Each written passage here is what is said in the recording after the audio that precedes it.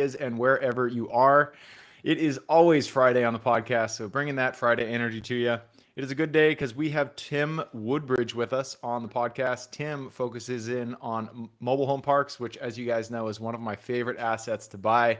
So this should be a good episode. If any of you guys out there have been curious about mobile home parks, why you should buy them, why they're a great investment, this is the episode to be listening to. So I'm excited to jump into it. Tim, thanks for hopping on. Gabe, thanks for having me, man. Definitely appreciate it. All right.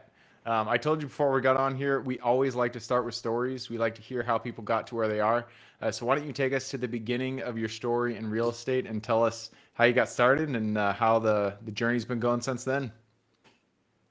Yeah, dude. So, really quick. I mean, I went to school for nursing. I was a nurse for about 8 years. I grew up very blue collar family. Everyone said work really hard, get a good solid job, um, and yeah, so that's what I did. And then, like so many other people do, I read Rich Dad Poor Dad, and I was like, oh, this is how they do it. Asset liability. These are new terms to me, and so just from there, did a deep dive into, okay, what different asset classes, what am I going to go into? And I heard Frank Rolfe on the Bigger Pockets podcast, and I was like, oh my gosh, like it pulled me, it grabbed me, like it excited me, and I was like, I like it for all the same reasons Frank is likes it, and so from there, I did some more research, and then Frank said, go check out mobilehomeparkstore.com. I thought it was a fake website. And then I went on it and I saw it was a real website. And then I saw a park that was, about an hour, 15 or so drive from where I live. And just reached out to the guy. Um, Ups and downs on maybe I'm going to take it down, maybe not. I didn't know anything. I really didn't know anything. How many But pads yeah, was it? uh, what's up? How many pads was it? How many pads? So it's 36 pads, 10 of them were occupied. Lot rent was $125, and yeah, as you can imagine, it was a lot of difficulty getting financing, difficulty. I was green. I didn't know anything. I had friends who had experience with it, but like, bro, I was navigating uncharted territory for sure and figuring it out as I went. Um, but yeah, I mean, we closed it. I still own it. It does pretty well. It's one of those things, and I tell a lot of people this. Your first deal is not going to make you rich. It's going to make you know that you can do it. It's going to teach you so much, so you can take that to the next deal and the next deal and the next deal, and you just build on all of that, and that's how you get rich.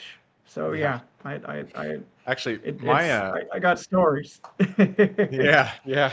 My first mobile home park actually was one of my best just because like we got crazy seller financing terms. So it's not all I mean it's I don't feel like it's going to make you rich, but sometimes those I mean you get those you walk into something and you don't realize how good it is until, you're down the Yes. line and you've had experience, like wow, I got really lucky right there. Yeah. Um awesome. So Everyone was telling me like, so everyone was like, and I knew people who had a lot of mobile home parks, and they're like, don't buy this. This is way overpriced. You're getting a bad deal. I mean, you know, by going off of, Frank Rolfe's 10 cap and like lot Mhm. rent and stuff like that, it didn't make sense. But what I did is I took it and I infilled a ton. And I didn't Mhm. know anything Yep. about infilling. I didn't know how. I bought the park knowing I have to increase occupancy. I don't know how, but that's what I have to do. And then, all these things kind of fell into place. And we went from 10 to 19 in 1 year. And then the value went from, let's see, at close it appraised for 355. The value went after that year appraisal of 570. So we were able to refi, get all our cash back. And it was like, oh, okay. Like, I I get it. didn't know exactly how I was going to do it, but I did it. And like, this is the magic of commercial real estate. This is the magic of mobile home parks. And I was super hooked from that point forward. Yeah.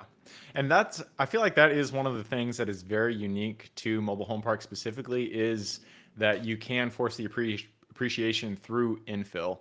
Infill is, buying a park that has 60 sites and only 10 of them actually have homes on them, and then bringing those homes into the park, or maybe there's homes there that have been vacant, they need to be flipped, and getting Mhm. those up and running online has such a huge impact on your NOI that it increases the value that much. Not a lot of times you'll find a multi-family property that is 30% occupied. It's just not out there.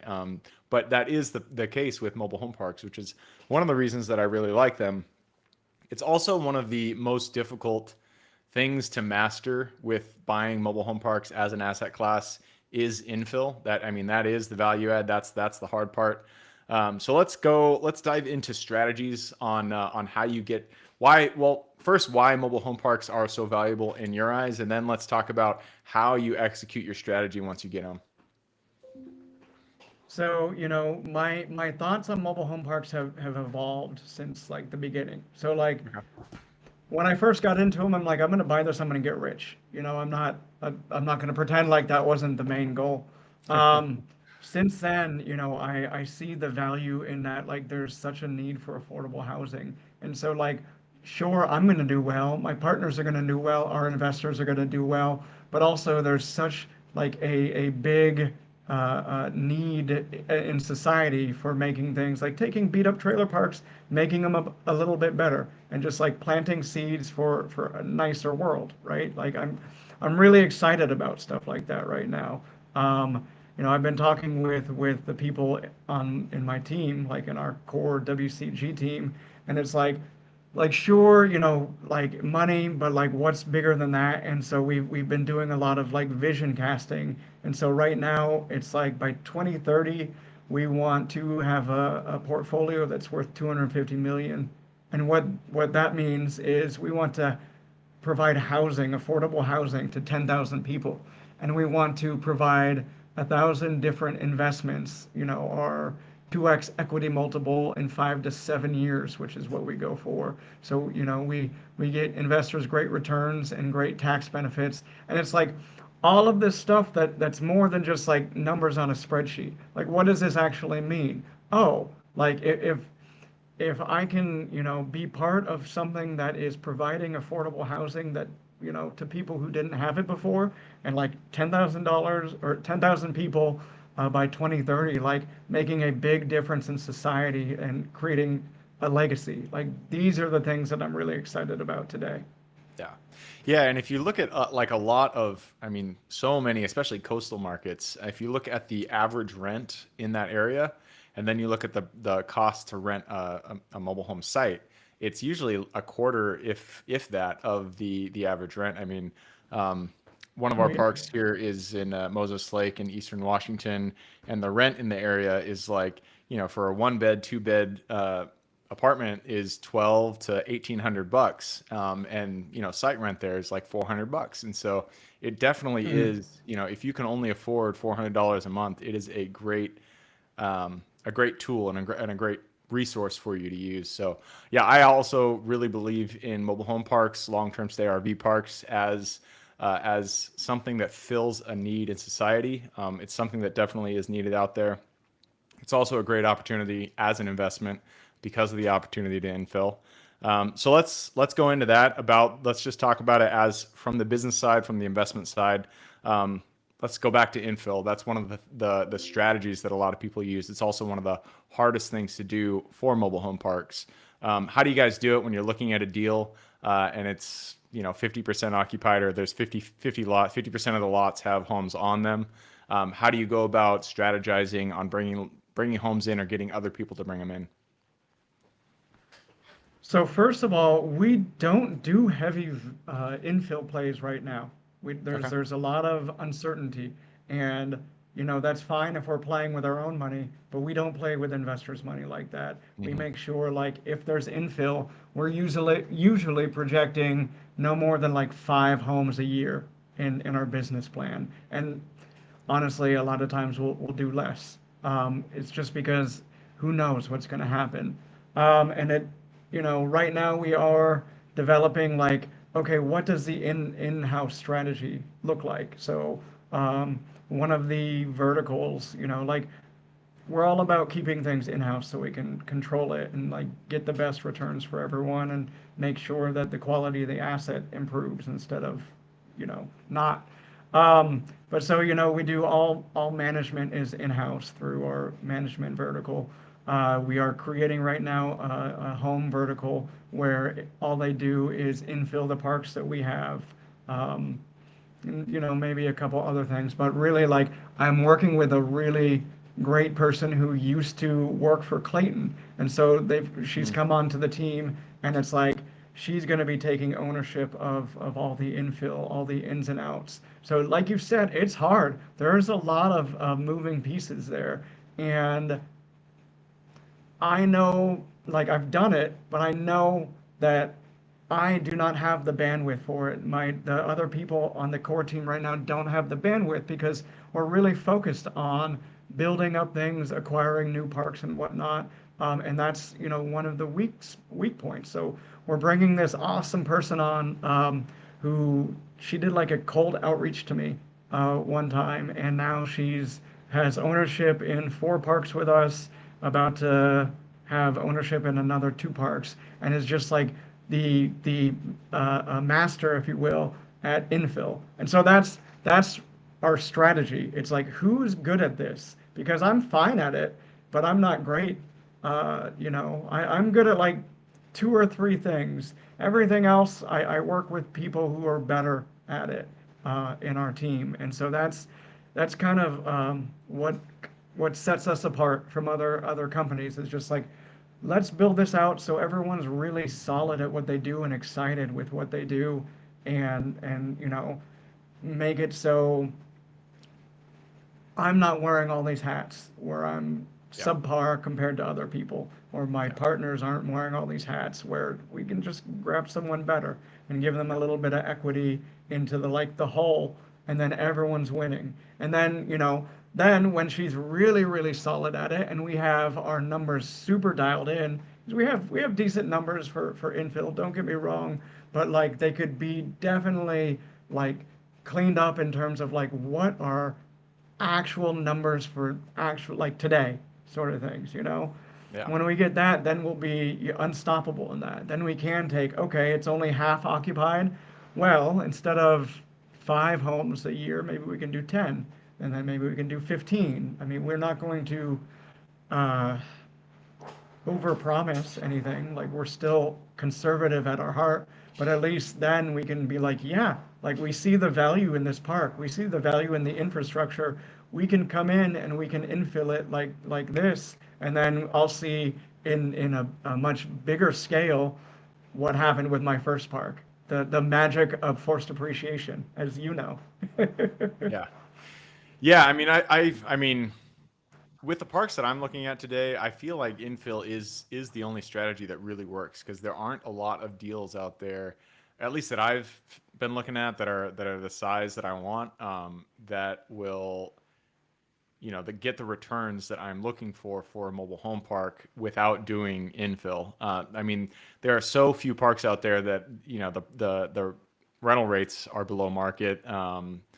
There's not a lot. I don't know. Maybe you guys are experiencing something different. If infill is not the strategy that you use, and you just look for parks that you're just buying at a price that makes sense, that's awesome. Is that what you guys are mostly doing? It sounds like infill hasn't been your primarily what you're focused on. You're focused on more on just acquisition, on finding those deals. Is that what you guys are using? Yeah, yeah, and it's all like, for anyone new also, like in my experience, I don't find deals. See deals, we underwrite them, and then we make offers based on like a conservative business plan. And I Yeah. get told no all the time, and it's fine. Like I get it, Hmm. but like our North Star is like a 2x equity multiple for investors in 5 years. And of course, all the tax benefits they get in year one from cost seg is like all this super bonus. But like every deal that I make, I can defend the why.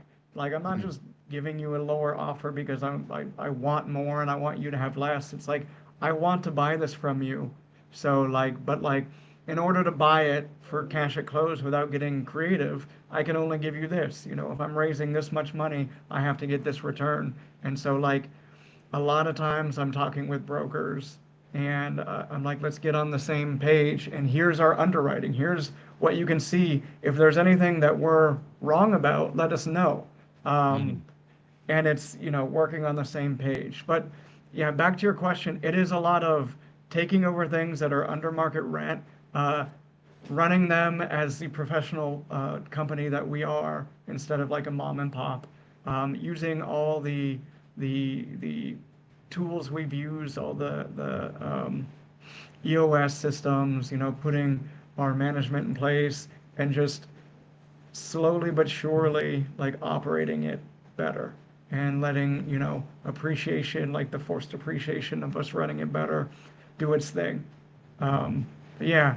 Yeah. Also, you need to stop buying in that Pacific Northwest. Let's buy something together in the Southeast. I swear it's better here. Yeah. Well, the last two I've bought have actually been in Texas, just outside of San Ah, Antonio.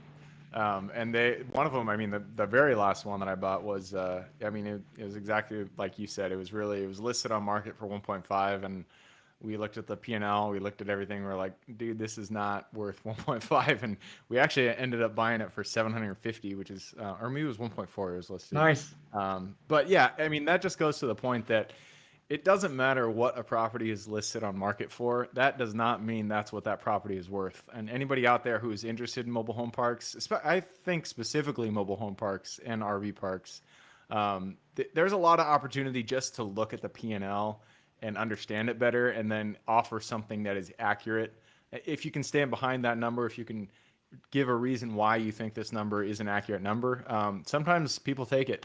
And you just need to really understand where the actual value is, and why your number makes sense. Kind of a tangent, Yeah, but yeah, yeah. we're not investing in, or I haven't bought in Washington State in a while, just because cap rates are crazy and it's hard to find deals out here. But Texas is great. Where are you guys looking for deals? In the Southeast. So Southeast. like that's where we own everything. We own one outlier in Oklahoma City, and I love Okay. that park. Like someone brought it to us. But other than that, Carolinas, Georgia, Southern Virginia, and Yeah. look closing on something in Alabama in like 60 days or so. So Very yeah, cool. yeah. Southeast is a good place to buy mobile home parks. It's Yeah. really Yeah. good. For sure. There's a lot of them out there. So you guys, Yeah. mobile home is your bread and butter. Do you guys also do long-term stay RV, or is RV something you don't put into the portfolio? So we have a 26 unit RV park. I'm not crazy about RVs, even long-term stay RVs. The idea is like, okay, let's make this more affordable and keep like providing that affordable housing for people and like even cheaper. A lot of times, long-term RVs, it's like you don't have to pay for the home. You can buy an RV and then just rent it out, and it can be an even more affordable way to live. The thing I am not crazy about is, it's so easy for someone to just pick up their RV and leave overnight. And it's Yeah. like, what are you gonna do? I mean, sure, I could have a year-long lease, but like on paper, that means almost nothing because what are you gonna do? Am I gonna sue someone if they just break that lease? No, because that's a lot of attorney expenses, and it's I'm probably not gonna get anything. So like, I get it. I see the need. I see the value that can be provided. I think we just don't like it as much. Like Yeah. there's too many Honestly, potential moving pieces that we don't like. yeah. I will say RV parks have the highest cash on cash return that I've of any asset that I've ever bought. I understand it Well, I is, bet. they're a lot less sticky, and so they can definitely leave at any point. But if you're looking at it just from an investment, RV long term stay RV, and I'm not trying to change your mind here, but I've had some good experiences in that realm. So, uh, Well, anyways, I won't even like I'm not disparaging the asset. Like by all means, a ton of people do really well in a ton of assets that I do not have the appetite for. yeah. So like I bet you guys are killing it. I love it for you. Yeah. Well, and that goes, I mean, we say this so many times on the episode, to stay away from the shiny object syndrome, because every time you switch asset classes, you switch, business models, whatever, you're losing the competitive edge. You're losing your ability to focus in on one thing and get really good at that one thing. It's the thing that I struggle with the most. Real estate, there's so many different ways to go about doing it. There's so many different things that you can do. You can do short term, you can do industrial, you can do mobile home. And there's always this pull to try something new, but that's not where expertise comes from. That's not where really your ability to give your best to the world to get your best return. That comes in just focusing in on one thing, on mobile home parks, on self-storage facilities, on whatever it is, and just being amazing and being an expert at that asset. So yeah, I love that you guys are staying in on mobile home parks. That's what you're doing. That's your bread and butter. But I also know that you guys do invest outside of that. It sounds like you've done multifamily as well. Yeah, yeah. So that shiny object syndrome, I mean, so, I was a nurse. I quit my last nursing job in September of 21, so almost 4 years ago, right? Oh, nice. Um, and it was so weird because I went from having a stable check to it not, and just having some savings and not having replacement income. So the shiny object syndrome led me to try and fail at single family wholesaling, and I lost a ton Mm, of money. mm, Um, mm. and Yeah, then like, wholesaling. Ugh. that was all 22 was me failing at single family wholesaling and barely getting by. Early 23, I'm looking for another nursing gig. Um, and I start changing my mindset of like, okay, like instead of trying to make money on other things, why don't I figure out how to make money to live with the asset I love, So I took acquisition fees, and I took more consistent property management fees, and it was a lot of like treading water, and trying my best not to sink, but I got through. I didn't have to go back to nursing. But at that same token, I still wasn't focused. I was like, okay, so in 23, I want an apartment, I want an RV park, and I want more mobile home parks. And I would say, oh, my name's Tim. I'm into this, this, and this. And I got into an apartment. I didn't like it at all. I'm very grateful that I had it. So I know, like, oh, the shiny object, I made it, like, made stuff up in my head. I thought, all these Yeah. apartment It's guys, oh always my greener on the gosh, other side. bro, bro, yes, yes. And then like same with the RV park, I got into the small RV park, and I was like, oh sweet, and I'm like, oh, okay, there's pluses and minuses to this too. And so it's like, why don't I stick with the thing that I'm still excited about, and like Yep. I know the ups and downs there. And everything else, it made me realize, yeah, everything has its ups and downs. There's good and there's bad, and there's a million ways to make $1 million. So why don't I do the way that I'm excited about, and I'll probably be best at that. And so yeah, Yep. it helped me to narrow my focus, and like that's why it's easy today for me to be like, we just mobile home parks. We've Yep. done everything else. We're really, really, really good at this, and we're going to stick with it. Yep. Yeah, you just got to keep saying no to that little nagging thing that's in your head, like, oh, this is a better opportunity, and just stay where you're at. The hard thing once you pick an asset, mobile home parks, and you're into it, you start to think like, oh, all the opportunity is gone. There's no more deals, but that is just never the case. There's always more deals to be had. Um, so Oh yeah, I my guess gosh, the yes. synopsis of that portion is stick to an asset, choose one, and stick to it.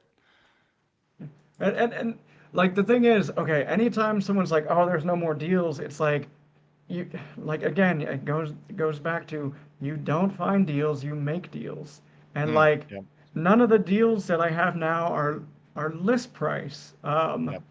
It, there's always, no matter what, if you like the asset and you like where it is, there's a price that works, or there's a financing strategy that works. And so, like every time I'm making an offer, there's a cash at close price, there's a seller equity where they gift a little bit of equity back into the LLC and have 19% ownership, and then there's a seller financing offer. So it's all the same, and it's like, here's the solutions that we can provide while getting our investors the returns that like we get investors. In order to raise capital, you got to get these adequate returns. And so That, it's like, here's what can work. And yeah. like almost always it comes back with no. And then it's me, I love that for you. I hope you get your price you're looking for. Can I call you in like 2 months and we'll see? And then in 2 months I call them and maybe something changed, maybe not. Maybe it takes 6 months, but it's like, okay, when they get to the place where, okay, it's not selling for what they wanted to, then it's, let's figure this out. Let's figure this out together Yeah. because there's nothing that had hurt me in the past as much as like going head to head with like either a broker or a seller. What really Yeah. works is like, bro, let's get on the same side of the Yeah. table. The Let's find problem something is, that how works. are you going to sell to me? And we both have to tackle that problem together because we both want to walk away like positively about the outcome. Yep, absolutely.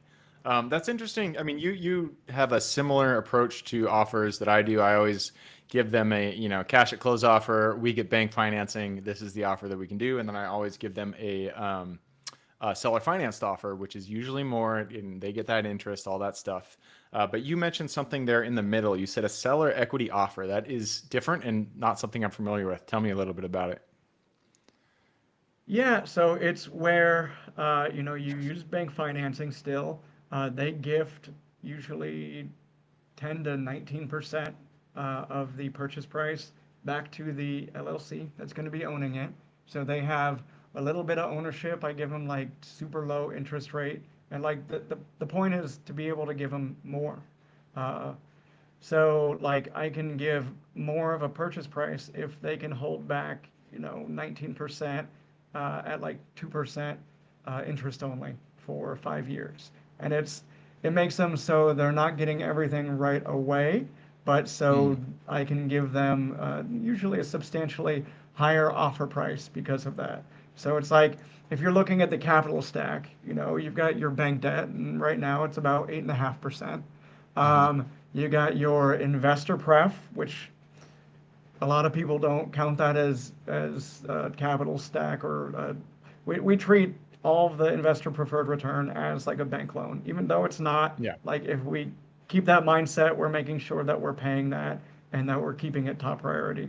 Um, so you got that, and then say the seller has gifted $500,000 of equity into the deal at 2%.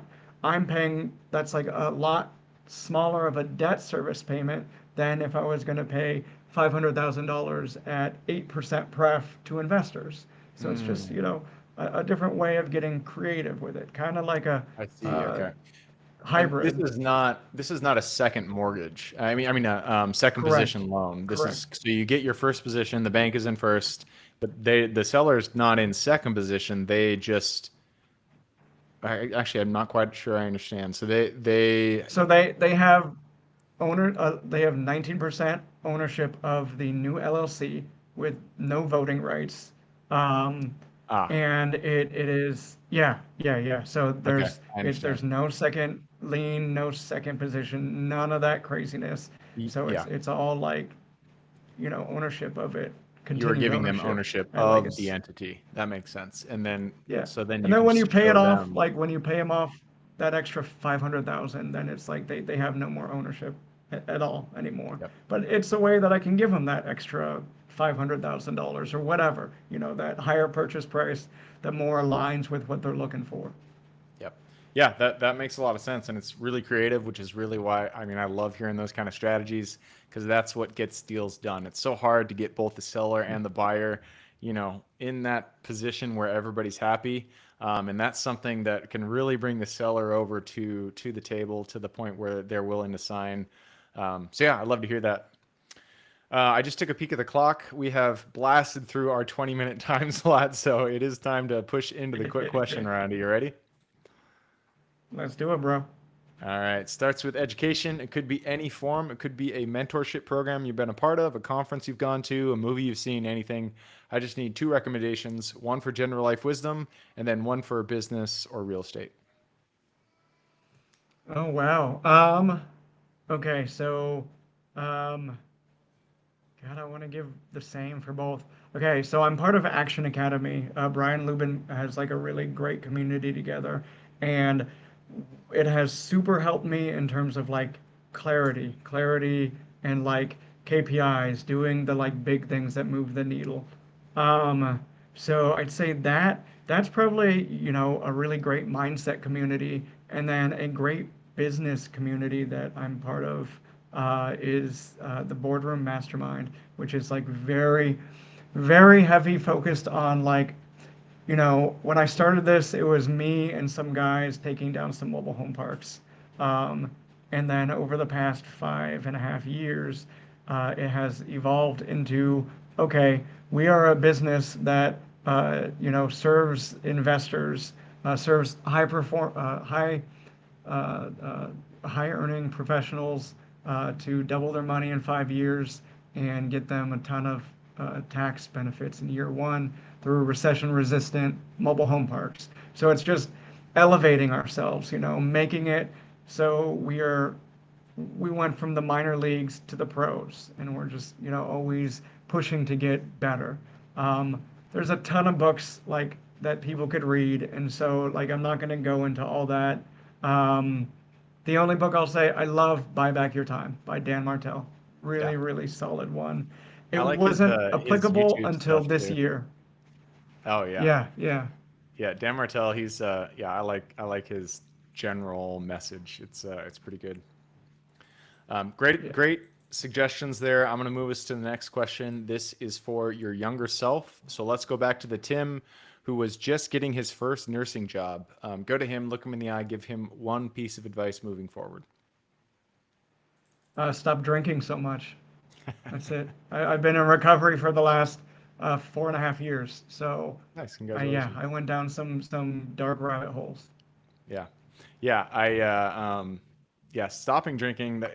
I never really, struggled, but the just in being an older adult in your 40, I'm almost 40 years old, and I just like I have one beer and the next day my body just cannot handle. I just like I'm all foggy, and it's just once you get older, it's a difficult thing to deal with. All right, Yeah, next yeah. question is about the U.S. It's a big place. There's a lot of opportunity out there. Give me the single metro you're most excited about investing in today. No, the whole Southeast. I'm not going to give you one metro. I refuse to give you only one. Yeah, fair No, enough. like, okay, so about that, like, instead of metros, like, we really like secondary and tertiary markets, like, Yeah, right out of those really solid primary markets. Because the primary markets, I live in Charleston, South Carolina. Mobile home parks sell for crazy prices, and like, it we're not the right buyers. We're not the ones who yeah, have a ton of 1031 money, or yeah. You're not a we're, REIT. giant PE firms that have to place capital. Like we have to be way more selective. So the Yeah, Charlestons, your Charlottes, your like Greenville proper, all those like big markets in the South, it doesn't make sense, but we're doing very, very well in secondary and tertiary markets. yeah. Yeah, those markets that are just outside the main markets that you're looking at, those are yeah, that's where I've done the best. Some of my best properties are just outside of DFW, like Nice. 30 minutes, 45 minutes outside of DFW, and they're just crushing it. I've looked in DFW before, and I you can't find anything. There's Bro. nothing, nothing that Yeah, makes yeah, I sense know there. I said, you don't find deals, you make them, but I have not been successful in making anything in big metros like Yeah, that. yeah, likewise. All right, let's talk about lessons learned. Not every deal we get into goes the way we expect it. Most times something goes wrong, but that's when we get to learn a lesson. So take me back to a deal that went a little sideways for you guys, and then what was the lesson you pulled from it? Yeah, so my second park, I bought someone's equity out, um, and there's all these abandoned park-owned homes, or like Mm. quote unquote park-owned homes, no titles or anything. They're just abandoned there. So I Yep. thought, oh, this is going to be easy. We'll come in, we'll get like a wholesaler to come in and buy, or really, we gave all these homes to this person and said, get either some decent people who can do handyman specials or get some investors in, people who can fix up the homes, and we get the lot rent, and it's relatively easy to bring it from. I think we it was like 33 pads, four or five were occupied when I took over, and then like there's like say 19 abandoned homes. So I thought, this is going to be a great idea. And the wholesaler came in and he got like the worst tenants, the worst ones. And it's so unfortunate. It's these people who just wanted, like, who didn't care about living in some POS home and just like accepted living in squalor. And like I get needing an affordable place, but man, it just became like way run down, and it was chasing people for payments. It was filing eviction a ton, and it just it made it so difficult. So now it's like, you know, on that first park, I did some magic by not being well capitalized and just figuring out, putting a lot of stuff on personal credit cards when we were doing a lot of infill. I'm not gonna lie about that, but I that was like it was like that first deal, right? That's like, oh, this is magic, and I figured out how to do it. It's not a every deal thing. So now we are very well capitalized and very conservative in our approach when we do things. And Yeah. also, we don't let people come in and like investors come in and own a whole ton of homes because, man, that's that's led to some pain. Yeah, being undercapitalized is a lesson I've learned absolutely, and then also not curating your, who you let in. That's also a lesson I've learned. It's if you don't, if you just let in anybody, which a lot of times, especially mobile home parks, you will get everybody. It's you really do need to curate your community. You need to allow people in that are good people that want good housing, and so making sure that you're a part of that process, or at least you have SOPs in place that ensure that your community is filled with good people. That is definitely a good lesson to learn. So let's talk about your highlight reel. Most of the time things go wrong, but there is always that one deal that you walked into, everything went right, and you walked off into the sunset. So tell me about that deal. So yeah, no, you're right. There's never a time when everything goes right, but there are times when a lot of things go right, and then Yep. like when things go wrong, you right them, uh, just like a captain sailing a ship. So I loved our Oklahoma City deal. We bought it 75 lots, 74 occupied with tenant-owned homes. Um, it was like a mom and pop deal where the guy who owned it before us was, I think, in his 80s. I remember talking to him, and he's like, hold on, let me get out of the sun. I'm at the park doing work. And so it's just like, okay, so that's opportunity. He's doing all the work himself. How can we run it like the professional company that we are? Um, but I mean, there's been an issue like when we bought it, there was a bridge, and like it would get flooded all the time. I want to say we said that we were going to spend like 30 grand on it. We ended up spending 60 grand on it because we I've couldn't never not, repaired a stuff bridge. I happened. know. Yeah, I don't know anything Bro, about it's it. What it crazy. takes. Yeah. I can imagine. And You got to get so, those yeah. pylons down there. So it was a surprise. It was, something we didn't think that we're gonna have to do. But when, it started failing, it wasn't a maybe. It was a we need to do this. We can't stick around or wait around for it. And so we fixed it. And I mean, because of that, the community, like a lot of people who have been there for years, they realize that we care about Mm, making the asset better, making their community better, and making it a better place to live. So it's it's super like well run now. And I mean, you get people who don't pay and you file for eviction and stuff like that, but it's such a low percentage of turnover there. It's nice. it's yeah, I love it. It's really nice. Um, Side question: Do you guys buy lagoons, water treatment plants, that kind of stuff, or do you only do city water, sewer, or septic well? So we bought a wastewater treatment plant in Virginia, which is it's mostly good.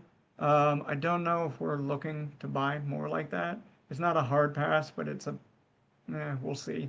Yeah. Um, and then the like lagoons is a hard pass on. We don't do lagoons. We are closing on one right now though that has so it's a third party owned lagoon and it's regulated by the state and everything. And so like I wouldn't own it a lot because I don't know about them, and also I recognize you've got a much smaller buyer pool, but this Mm. one is third party, and it's not anything that we have to mess with. The guy keeps it well maintained, and again, it's state regulated. So this is the exception to the rule. Yeah. Yeah, I've had a number of really good deals, come across my desk that had lagoons, and I've never jumped on one, but I've always been curious to hear from somebody who's done a deal that had a lagoon. Like, why are they so bad? Like, why is everybody so nervous about them? But so it sounds like you've never done a lagoon. You've done wastewater treatment, which makes a little bit more sense to me. Yeah, lagoons. Yeah. There's a lot of them. There's quite a number of them out there, and they always. I don't know. People are so afraid of them. I haven't quite heard the reason why they're so bad. I understand they can fail, but then, anyways, for another episode, So we have that. real quick, Yeah. sorry. So really quick about lagoons, like, they have a lifespan. So it's like Mhm. what, 25 to 40 years. Maybe I'm totally wrong, but that's what I've talked to about with people who know a lot more about them. What so even if I could figure out how to run them, and even if it's like, okay, we're getting great returns, it still super limits your exit. Because Yeah. even if, man, this lagoon's like the easiest thing and I'm killing it, with that limited exit, that's really puts a hamper on executing a business plan. And for Yeah. that reason alone, that makes it a hard pass. Yeah, no, that does make sense, because there really are. I mean, anybody who buys mobile home parks and you talk to them, you offer them a lagoon, most 99% of them are going to say, "I do not want a lagoon," and so you're banking on that 1% who's okay with it. So yeah, that makes sense. That's a good enough answer for me. I'm going to move us on to the final question. This is for the listeners. You've given us a lot to think about. I'm sure people want to reach out, get in contact with you. This is a two-parter. Where can they find you, and then what can they expect when they reach out? Yeah, I am on all social media. Um, so like Tim Woodbridge, it's easy to find me. Our website is wcginvestments.com. We are really looking for, I'm having a lot of conversations with investors and with people who might want to co-GP and bring investors and stuff like that. That's a really big thing I'm doing right now. For newbies, I give like a free class that I kind of created, just, you know, going through the ins and outs of mobile home park acquisitions, what to look for.